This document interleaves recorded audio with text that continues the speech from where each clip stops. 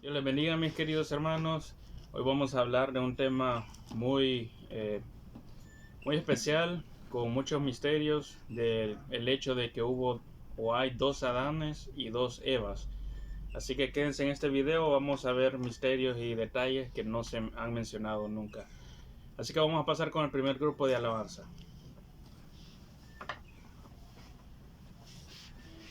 Dios los bendiga, mis queridos hermanos. Vamos a cantar esta primera alabanza.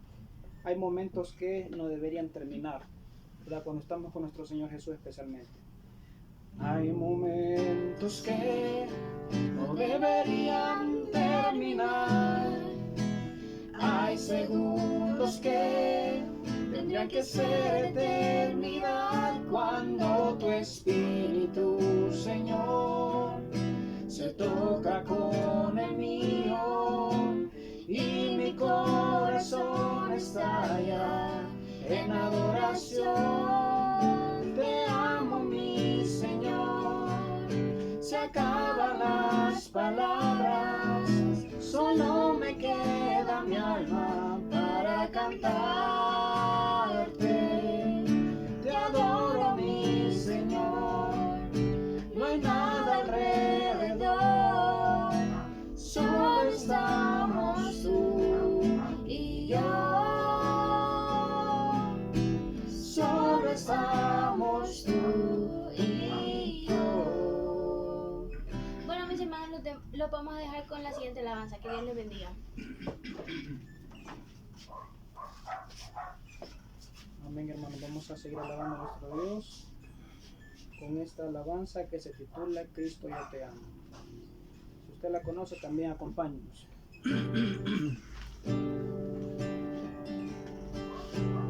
Cristo, yo te amo.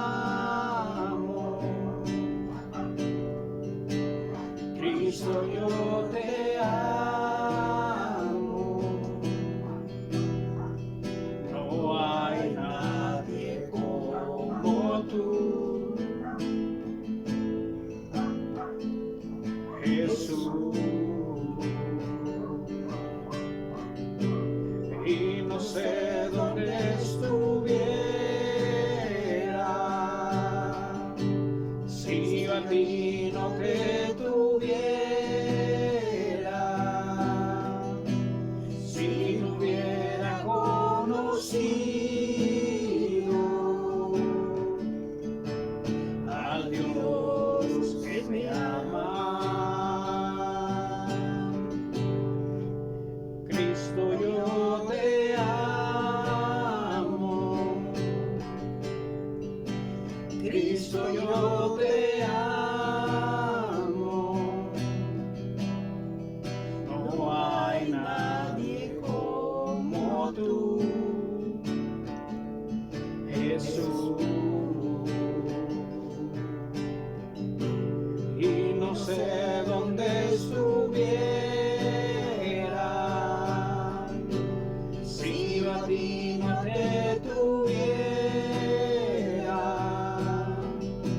si no hubiera conocido al Dios que me ama. Y no sé dónde estuviera si yo a ti no te tuviera, si no hubiera conocido al Dios que me ama. Bueno, hermanos, Dios les bendiga. Los dejamos con la predicación por nuestro hermano Kevin. Amén.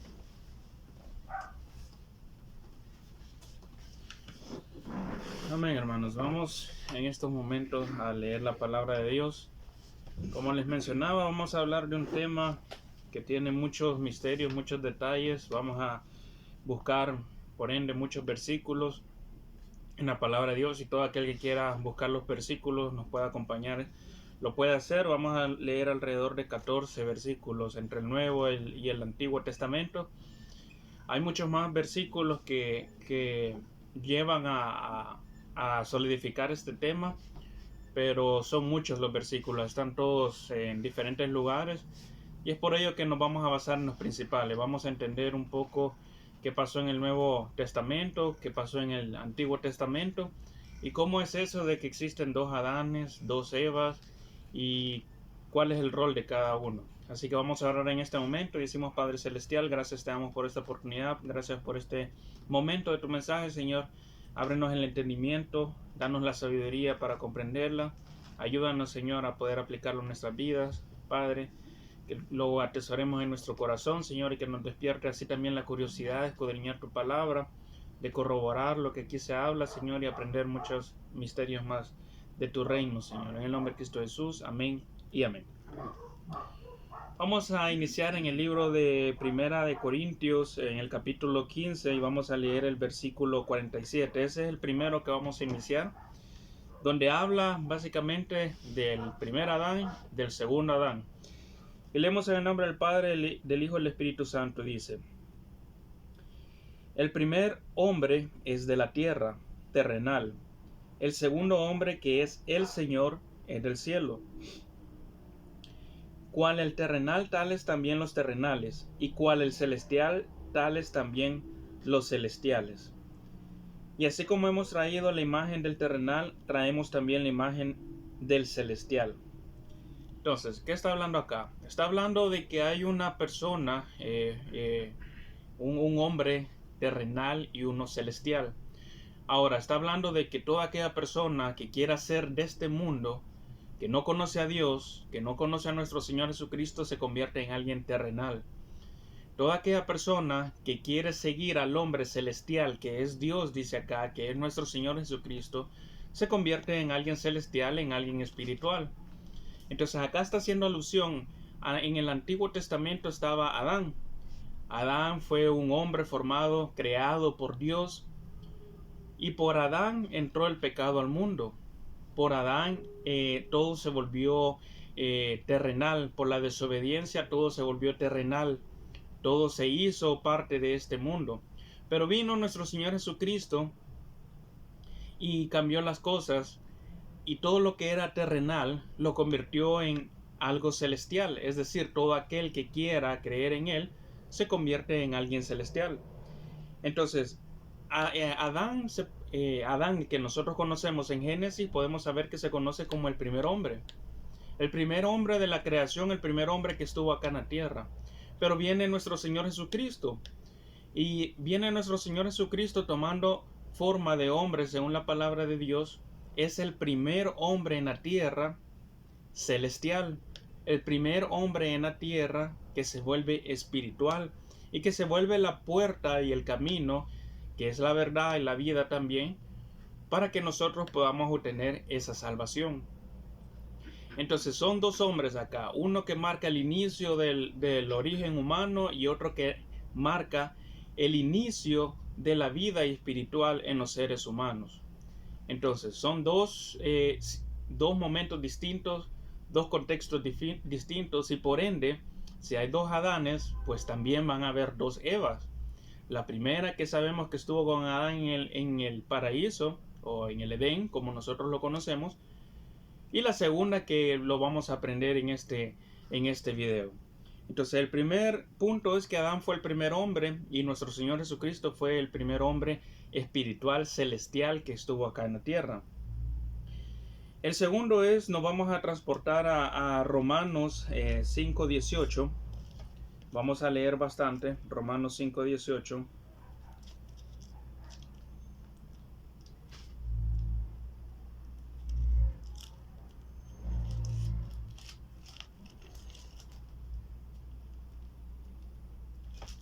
Nos va a llevar un poquito de tiempo.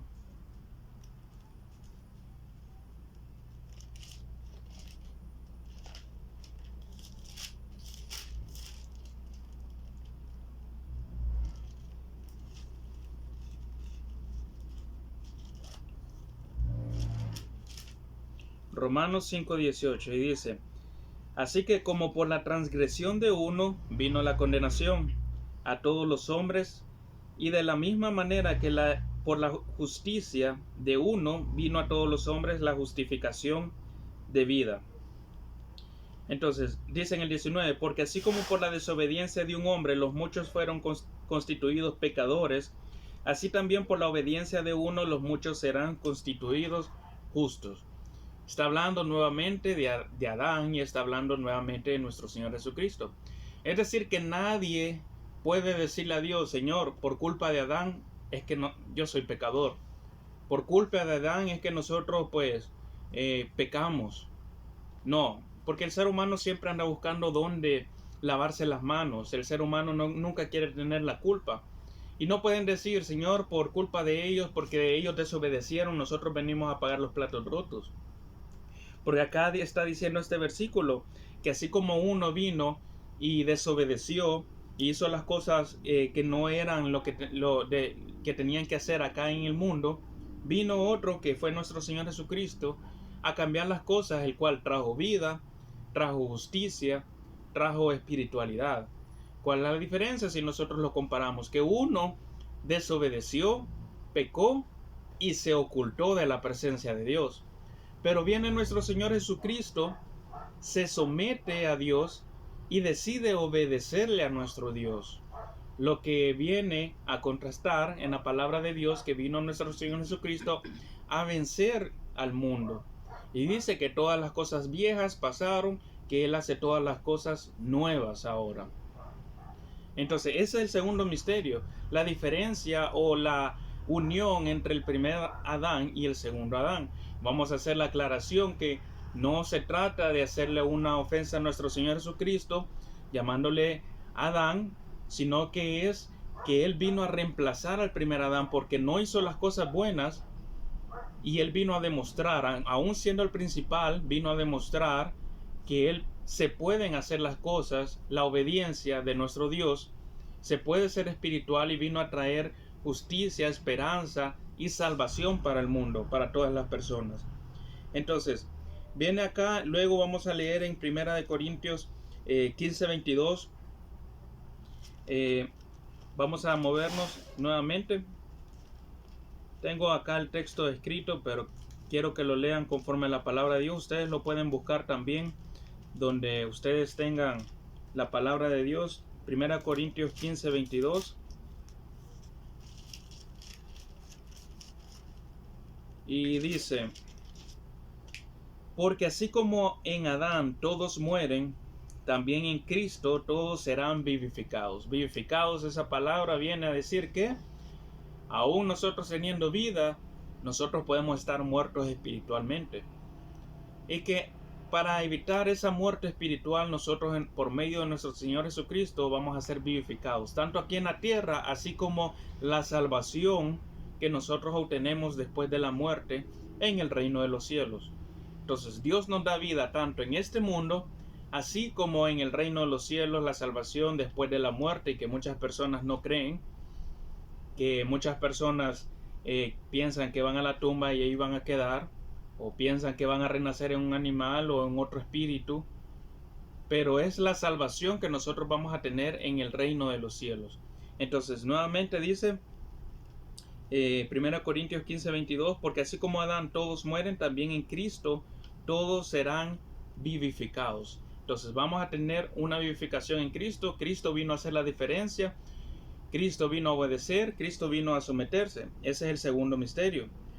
Ahora vamos a caer en el tercer misterio.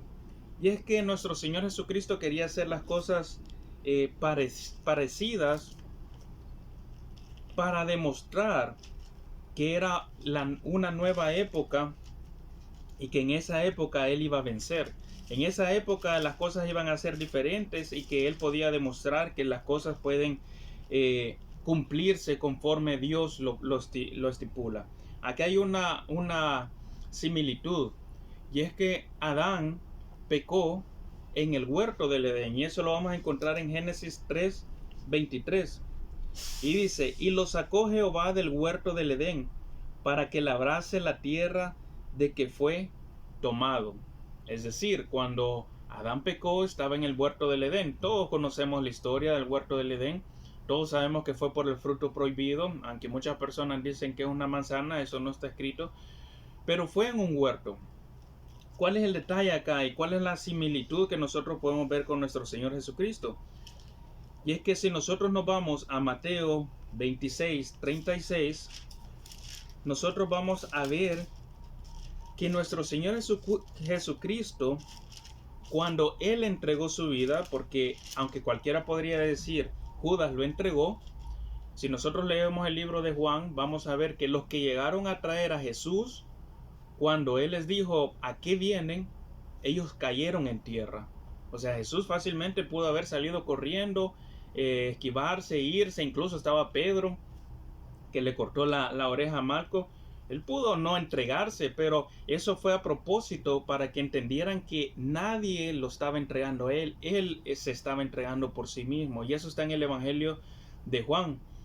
Entonces, él hace ese énfasis. Cuando llegan a traerlo, se caen las personas, se van para atrás y se caen. Y él les dijo, él aún así pues dijo, bueno, llévenme, tómenme, lo que tengan que hacer, háganlo. Porque él estaba entregando su vida. Entonces en Mateo 26:36 nosotros podemos leer y dice, entonces llegó Jesús con ellos a un lugar que se llama Getsemaní. Y dijo a sus discípulos, sentaos aquí, entre tanto que yo voy ahí y oro. Getsemaní era el huerto donde estaba nuestro Señor Jesucristo. Era un huerto también, que estaba ubicado en el Monte de los Olivos. En unos evangelios dice el Monte de los Olivos y en otros dice en Getsemaní. Era un mismo lugar, era un monte alto y arriba en ese monte estaba el huerto de Getsemaní. Allí es donde nuestro Señor Jesucristo entregó su vida, pasó toda la parte de la crucifixión y luego, como ya venía la celebración del sábado, entonces a él lo enterraron en un huerto que estaba cerca, en el mismo lugar donde a él lo habían crucificado. Entonces ahí nosotros podemos contrarrestar que así como Adán pecó en el huerto, nuestro Señor Jesucristo demostró que venció el pecado, que venció la muerte, que preparó algo más para todos los descendientes después de en esa época, donde Él entregó su vida para que nosotros pudiéramos obtener la salvación. Entonces hubo esa similitud y nuestro Señor Jesucristo hacía, como ya les he mencionado en otros videos, el nuevo Éxodo, donde Él ayunó 40 días, 40 noches, representando los 40 años del pueblo de Israel en el desierto. Jesús vino a cumplir la palabra de Dios y a que todo esto se diera conforme estaba escrito por los profetas, así también, para que entendieran que era un nuevo orden, para que entendieran que los seres humanos seguían aquí en la tierra, pero que las cosas iban a cambiar y que la liberación ahora era espiritual. Es como cuando nosotros venimos y en un país se cambia de presidente. Sigue siendo el mismo país, siguen siendo las mismas personas, posiblemente siguen siendo los mismos trabajos, siguen en los mismos estudios, etcétera, pero siempre hay normativas, hay regulaciones, hay leyes que cambian, hay situaciones que pueden empeorar o que pueden mejorar. Entonces nuestro Señor Jesucristo vino a demostrar que era un nuevo orden, que Él venía a vencer el pecado y que Él iba a ser el rey de todos aquellos que quisieran vencer el pecado juntamente con Él, con aquellos que quisieran convencerse también de la salvación, que quisieran creer en la salvación, que quisieran seguirlo. Entonces hace esa similitud. Luego vemos la parte número 4. La parte número 4 es donde a nuestro Señor Jesucristo le ponen la corona de espinas. Para eso nosotros nos vamos a ir al Evangelio de San Juan y vamos a leer en el capítulo 19. San Juan 19, vamos a leer el versículo 2 y 3. Y lo importante es preguntarse por qué la corona de espinas. San Juan 19, 2 y 3, y dice: y los soldados entretejieron una corona de espinas y la pusieron sobre su cabeza y le vistieron con un manto de púrpura y le decían: salve rey de los judíos, y le daban de bofetadas. Obviamente cualquier persona puede decir y puede entender, era una corona de burla. Sí, exacto, era una corona de burla. Pero ¿por qué de espinas? Obviamente las espinas lastimaban a nuestro Señor Jesucristo, le dañaban el rostro, le dañaban la cabeza. Y las personas no se preguntan por qué de espina. Pudo haber sido una corona de paja, pudo haber sido una corona de cualquier otra cosa, pero fue justamente de espinas.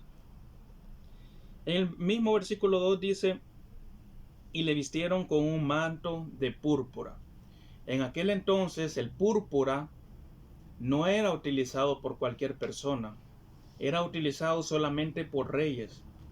El púrpura era un material, se teñía con un material extremadamente caro.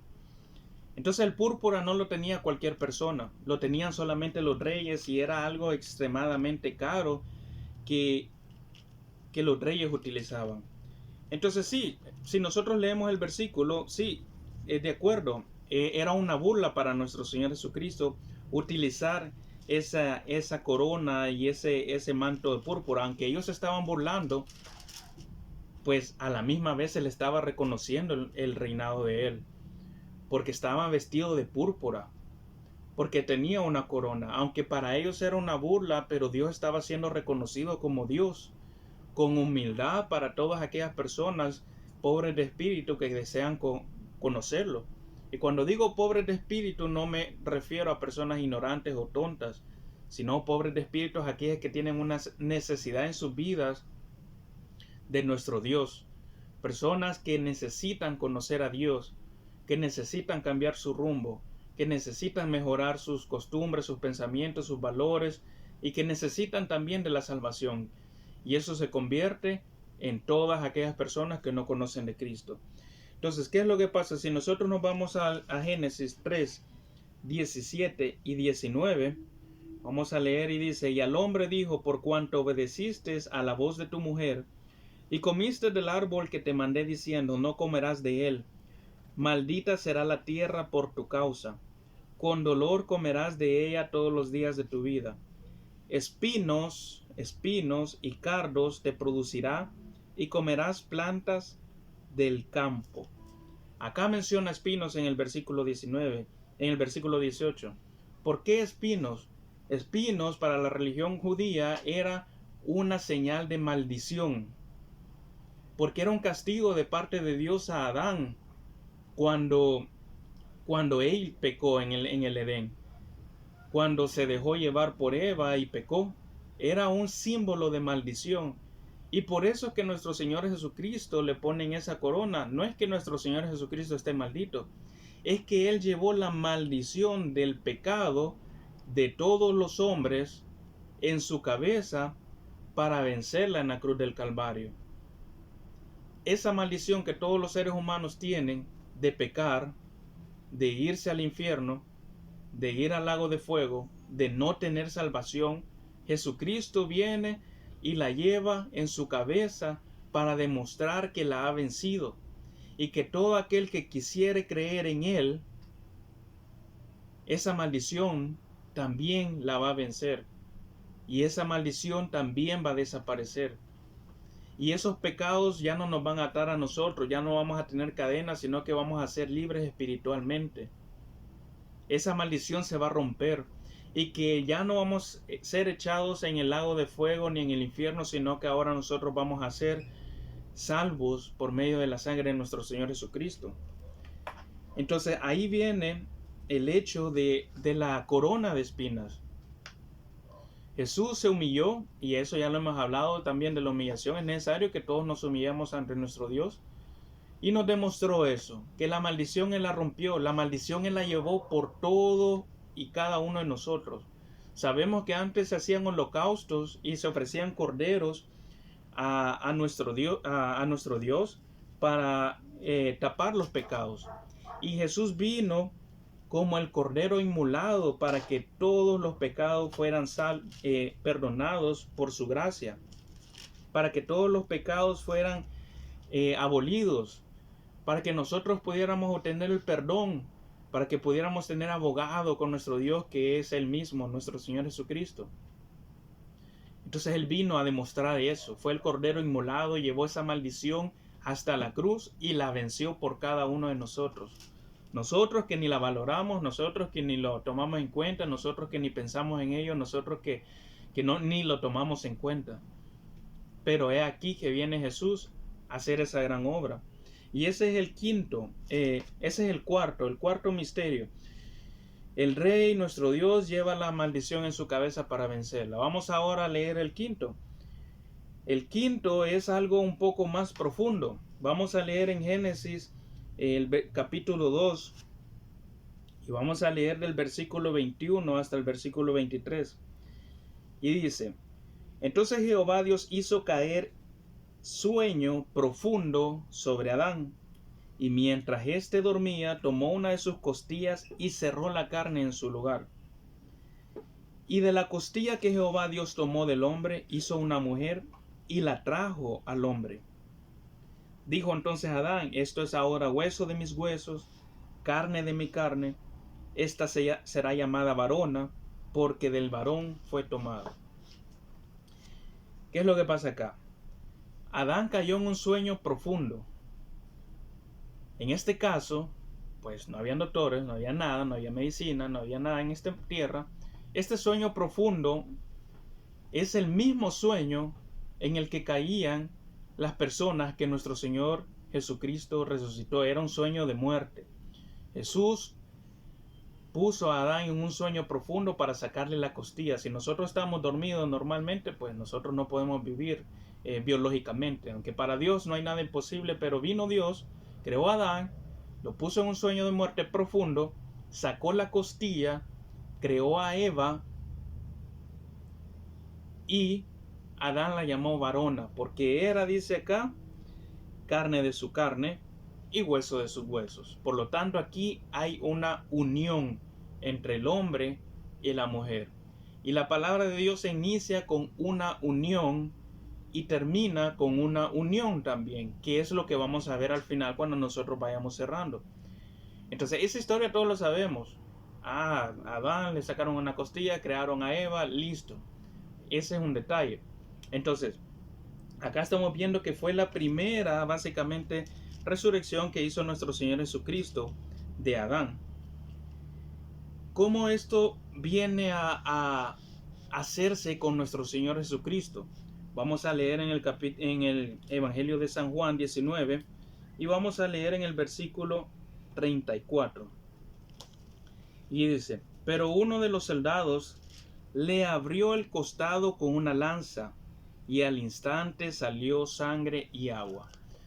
Si nosotros leemos todo el texto completo acá, y como les dije, hay muchos textos que respaldan acá en la palabra de Dios, que respaldan esa teoría, vamos a ver que el soldado había llegado, mandaron al soldado, era un viernes, y mandaron al soldado a asegurarse que los que estaban crucificados ya estaban muertos. ¿Qué hacían? Les rompían las rodillas, quedaban guindados, no, se asfixiaban, no podían respirar. Ellos hacían eso porque el siguiente día era el sábado, el día del descanso, y había la fiesta, no me recuerdo el nombre de la fiesta, la Pascua, no me recuerdo, pero había una fiesta y necesitaban quitar a los crucificados del el día de reposo, pero estaban celebrando una fiesta también el sábado. Entonces, pero es el día de reposo. Entonces, a ellos no les convenía tener a los muertos guindados en la cruz. Por eso ellos necesitaban asegurarse que se murieran para bajarlos de las cruces. Y ahí hay una profecía de los profetas que dicen que no se le va a quebrar hueso a nuestro Señor Jesucristo. Entonces, este soldado llegó y vio que nuestro Señor Jesucristo ya estaba muerto.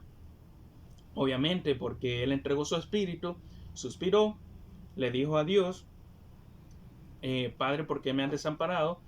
Suspiró, entregó su espíritu, hubo un temblor en la tierra, hubo oscuridad, se rasgó el velo del templo y en esa parte él murió. Y vino el soldado acá y agarra una lanza y lo que hace es traspasarle la lanza o apoyar con la lanza el costado de nuestro Señor Jesucristo. ¿Había necesidad de hacer eso? No había necesidad de hacer eso. Nuestro Señor Jesucristo ya estaba muerto. No había necesidad de hacerlo, pero Él viene y lo hace. ¿Por qué? Porque también tiene una enseñanza, también tiene una misión, también tiene un propósito. Y el propósito es que dice aquí, al instante salió sangre y agua. La sangre, ¿qué significa la sangre en este caso? La sangre en este caso significa redención. Él entregó su vida, su sangre, para que nosotros pudiéramos obtener esa salvación, para que nosotros pudiéramos ser hijos de Él. Todo el que cree puede obtener esa salvación. La sangre significa redención. Él dice la palabra de Dios, Él vino a lo suyo y los suyos no le recibieron. Pero a lo suyo vino a la salvación, porque Dios ya tenía en su plan también salvar a los gentiles, también salvar a los de Roma, a los de Asia, a los de África. Entonces, por medio de la sangre del Cordero inmolado, en esa muerte, o en ese que Él entregó su vida, entonces Él redime a todos sus hijos, a todas sus ovejas. Y viene y también sale agua. El agua que viene a demostrar que es la purificación para nosotros también.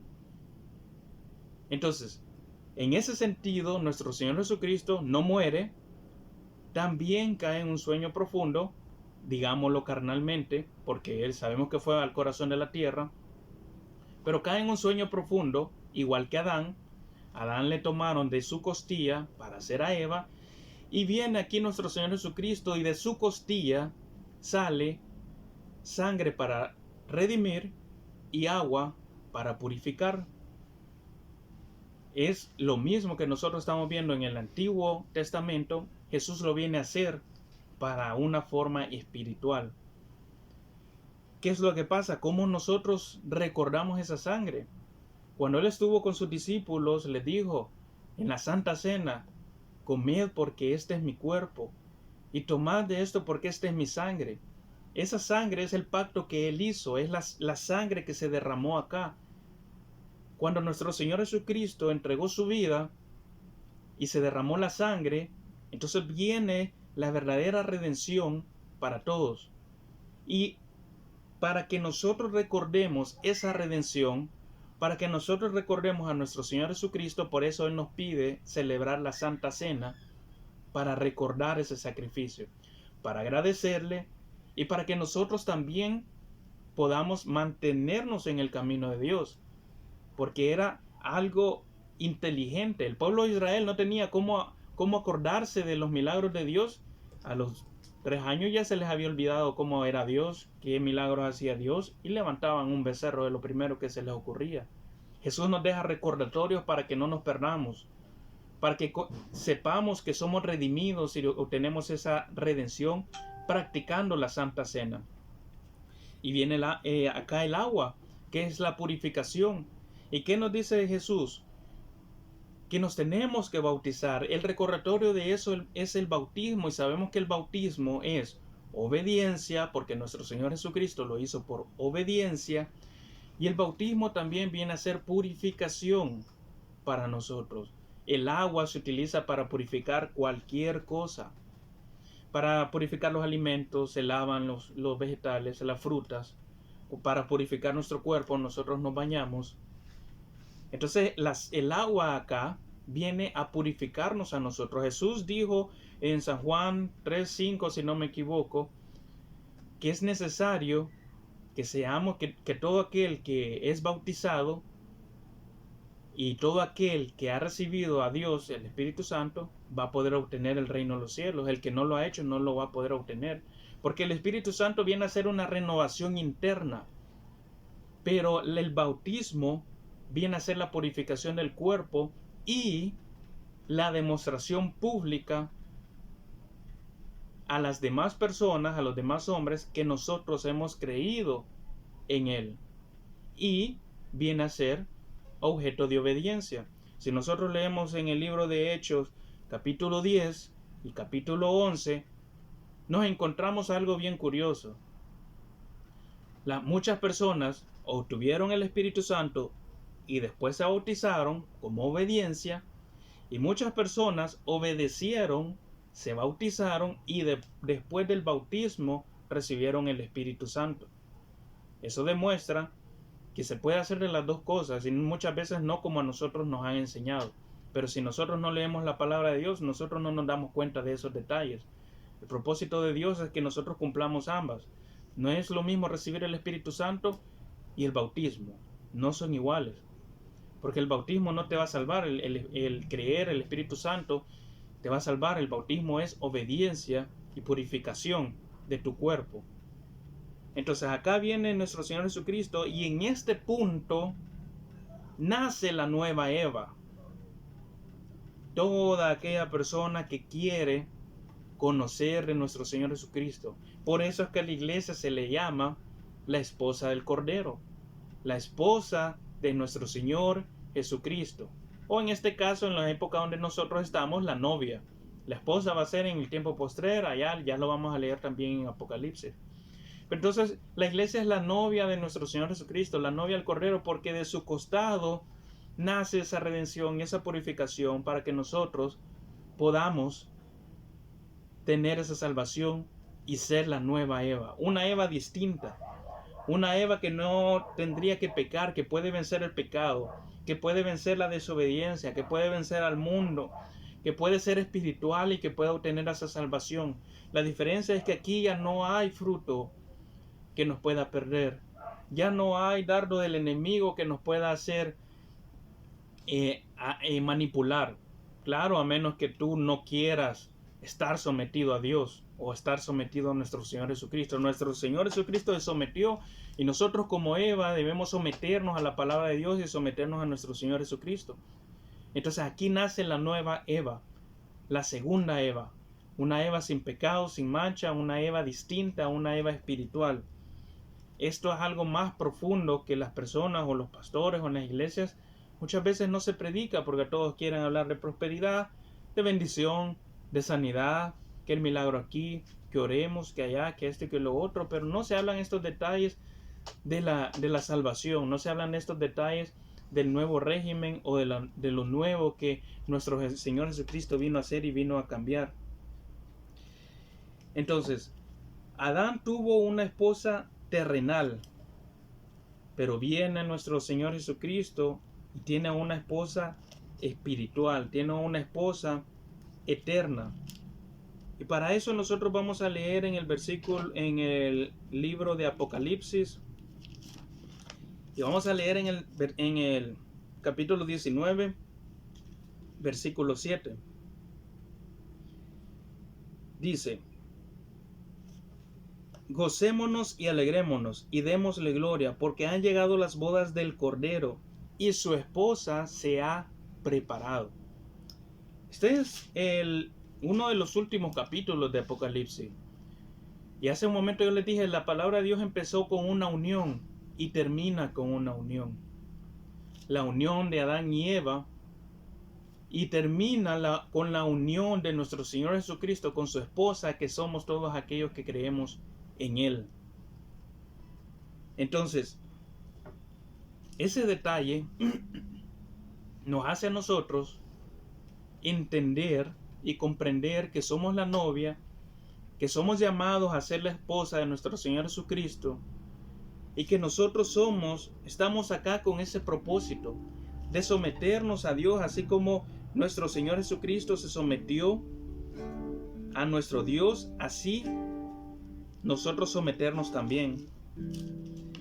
Y el último misterio es el soplo de vida. Cuando nosotros leemos en Génesis 2:7,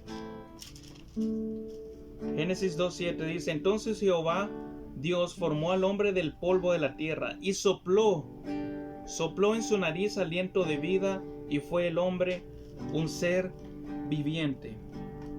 Es el soplo de vida que Dios le dio al ser humano para que viviera.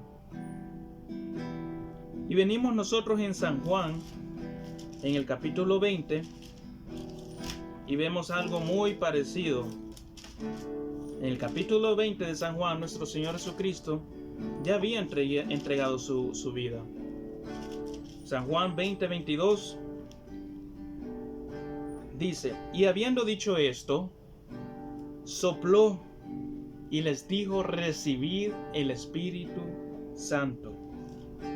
Sabemos y entendemos que en Hechos, en Pentecostés, los discípulos recibieron el Espíritu Santo cuando escogieron al discípulo que iba a sustituir a Judas. Pero acá Jesús hace alusión. En el Antiguo Testamento Dios les dio el soplo de vida para que tuviera vida. Acá Jesús les da el soplo del Espíritu Santo para que ellos tuvieran el Espíritu Santo, y por lo tanto eso significaba que ellos iban a tener vida en esta tierra y vida eterna, la salvación. En Pentecostés acá fue algo privado con los discípulos, cuando ellos estaban en una casa, porque Jesús se les presentó después de haber entregado su vida. Allá en Pentecostés fue una manera pública donde el Espíritu Santo entró en toda la casa, hubo viento y todos empezaron a hablar en lenguas. Fue una manifestación pública para que ellos empezaran a hacer milagros, tuvieran poder y obtuvieran el entendimiento y el conocimiento también de todo lo que nuestro Señor Jesucristo les habló en su momento y que ellos no entendieron. Entonces, nuestro Señor Jesucristo vino a hacer las cosas nuevas, vino a cambiar todo, vino a que la segunda Eva pudiera vencer el pecado y fuera distinta, que no fuera nuevamente aquella Eva pecadora, que no fuera nuevamente aquella Eva con la maldición y con el pecado, sino que fuera una Eva distinta, una Eva perfecta.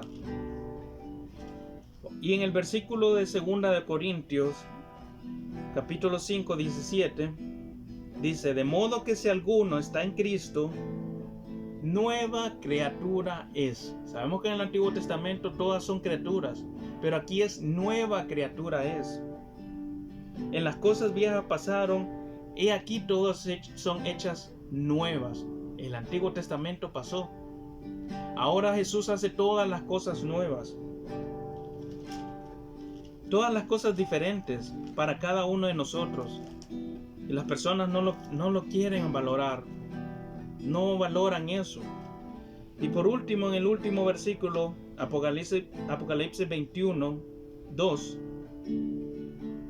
dice: y yo, Juan, vi la santa ciudad, la nueva Jerusalén, descender del cielo de Dios, dispuesta como una esposa ataviada para su marido.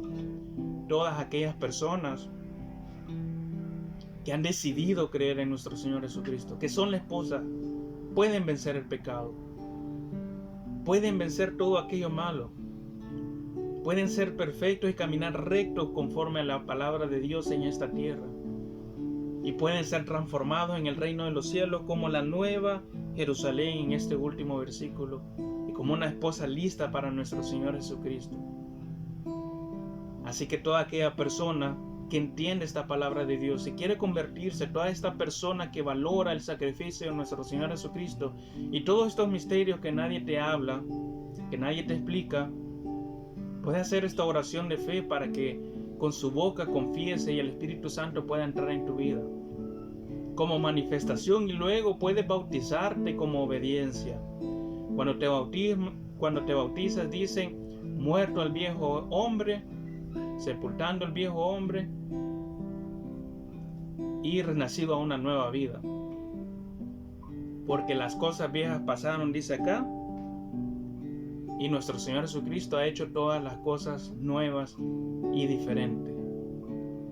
Así que haz esta oración con nosotros en este momento y cierra los ojos ahí donde tú estés y di: Señor Jesús, yo te recibo hoy como mi único y suficiente Salvador personal.